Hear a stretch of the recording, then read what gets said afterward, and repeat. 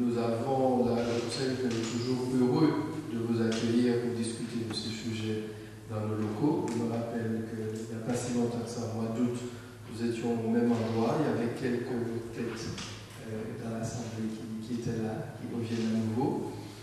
Donc, nous sommes toujours heureux de le faire parce que selon nous, ce concept de gestion mentale permet véritablement d'avancer avec une approche qui est une approche tout à fait innovante, une approche tout à fait, que je qualifierais d'évidente.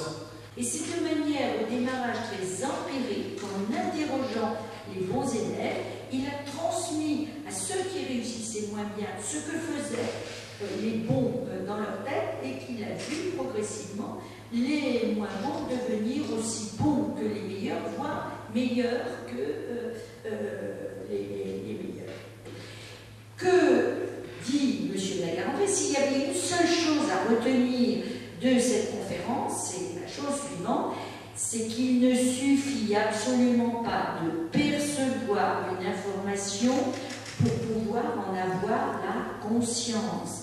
Il faut impérativement, dans le prolongement du perçu, reprendre cette information mentalement, c'est-à-dire la penser mentalement, pour pouvoir ensuite travailler éventuellement sur cette reprise mentale.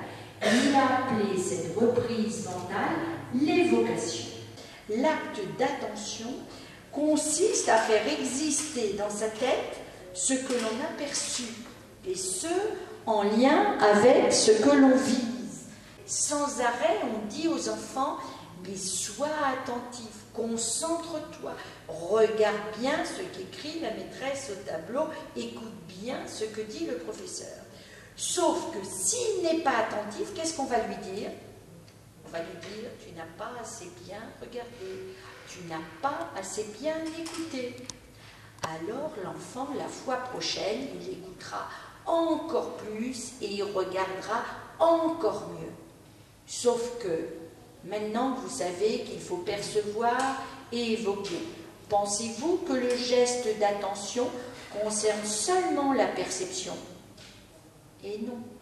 Être attentif, c'est faire exister dans ma tête ce que j'ai perçu. Donc plus je demande à l'enfant de bien regarder, de bien écouter, plus je le détourne de ce qu'est véritablement un acte d'attention. Un acte d'attention consiste à faire exister dans ma tête ce à quoi on me demande d'être attentif. On m'exhorte à l'attention, on m'exhorte à la mémorisation ou à la compréhension. Mais dites donc, le professeur de natation, est-ce qu'il lui suffit d'exhorter l'enfant à la natation pour que l'enfant nage? Parce que qu'est-ce qui va faire en sorte, qu'est-ce qui va faire que je vais mémoriser ce que j'ai mis dans ma tête? Eh bien, contrairement à ce qu'on nous dit habituellement, ce n'est absolument pas en répétant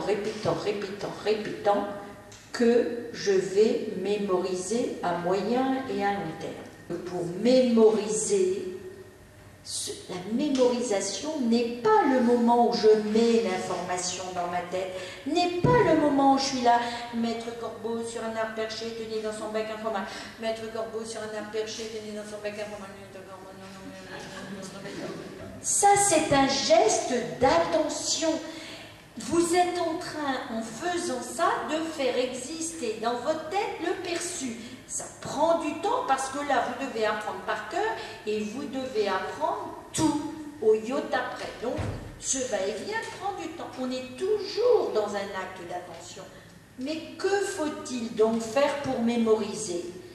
Eh bien, quand j'ai l'information dans ma tête, il faut que je m'imagine dans demain, dans 3 jours, éventuellement dans 1 mois, en situation de restitution de ma fable. Mémoriser, ce n'est pas conserver le passé, C'est anticiper le moment d'avenir où j'aurai besoin de réutiliser ce que j'ai mis dans ma tête. Mémoriser, c'est me donner les moyens de récupérer ce que j'ai mis dans ma tête. Cela suppose avant tout de croire en l'enfant, de ne pas remettre en cause son intelligence. C'est aussi donner sans attendre, communiquer sans juger, penser la pensée de l'autre pour se plier au rythme de ses moyens. C'est encore lui faire découvrir le plaisir de finalité authentique qui le concerne réellement et préserver ainsi le fragile plaisir du savoir.